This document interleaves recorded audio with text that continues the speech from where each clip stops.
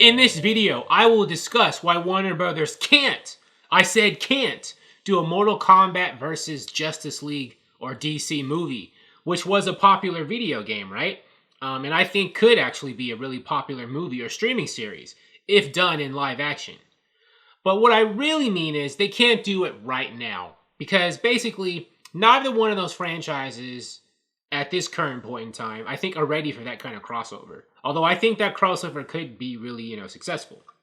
So let's start with Mortal Kombat.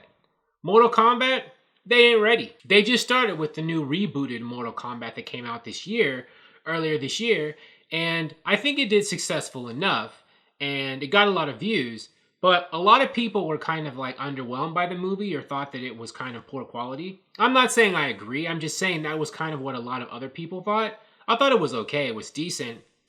But, even despite its success, they haven't announced a sequel yet. And I think they will. But I think the reason why Warner Brothers hasn't announced that Mortal Kombat sequel yet is because they're figuring out what to do with it. They've heard the criticisms.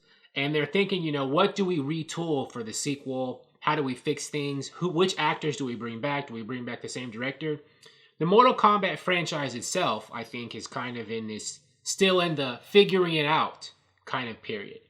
And when the main franchise is in that situation, it's not the best time, in my opinion, to have them cross over with another franchise, which could happen, right? Because DC right now, or they're about to lean heavily into the multiverse concept with different versions of different heroes on different Earths. There could easily be a Mortal Kombat universe. I mean, I think there's an ability. They have the blueprints. They've created structured things where they actually could have Mortal Kombat characters cross over with like Wonder Woman, Superman, Batman, Aquaman, etc. But, for the reason I just mentioned on the Mortal Kombat side, that's why they can't do it there. And as for the DC side of things, which is, a bigger IP, they aren't ready either right now because they're in like a transition, phase of their own, right? Are they or are they not going to reboot or like wipe away the Snyderverse? What's the Hamadaverse, all the non-Snyder stuff? What's that going to be? What's going to happen with the Flash movie? How much of a hard reboot or soft reboot is that going to be in that movie? What direction is DC going to go off in the future, right? And I think that before they get that figured out, they can't have those characters cross over with, any Mortal Kombat people, right? They need to figure out what they're doing, in the DC house too. And what versions of these characters would they have come, right?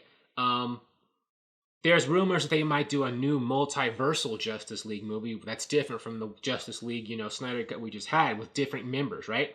There's a new Supergirl coming, right? By Sasha Calle, right? We have no idea what's going on really with Superman, right? What Superman would cross over with Mortal Kombat? Would it be this new Black Superman? Would they bring Henry Cavill back? And again, if they brought Henry Cavill back, they would have to agree on like how much they pay him because, something's going on between Henry Cavill and Warner Brothers behind the scenes because, there's some, why haven't we seen another Superman movie yet with him in it or another Superman appearance? The relationship between, Ray Fisher, Cyborg, and Warner Brothers is like a disaster. So, he couldn't be in it. Black Adam's about to introduce, a bunch of members of the Justice Society. Which one of those people would be in a Mortal Kombat versus DC movie or series, right? Are they going to bring back, Journey Smollett's Black Canary, Mary Elizabeth Winstead's Huntress?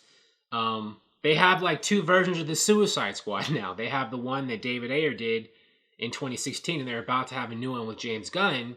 How connected are these two Suicide Squad movies going to be together, and which one of those characters are they going to bring back? You know what I'm saying? Like, they would need to really think and plan this stuff out. Would they ask some of the CW people to show up in it, like Tyler Hoechlin, Grant Gustin, Tom Welling, Melissa Benoist? Would they have Jared Leto's Joker show up in it, or Joaquin Phoenix's? The DC house, they have to get that in order.